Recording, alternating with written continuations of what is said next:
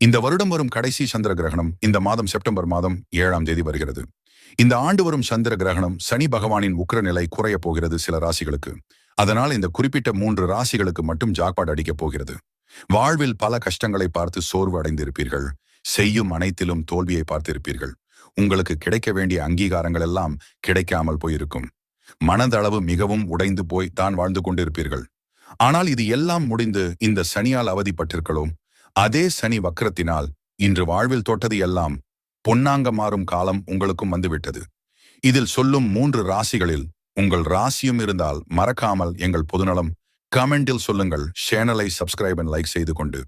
மகரம், மிதுனம் மற்றும் கன்னி ஆகிய ராசிகள் காட்டில் மழை போல் பணம் கொட்டப் போகிறது. கடன் தொல்லைகள் முடிவுக்கு வரும்.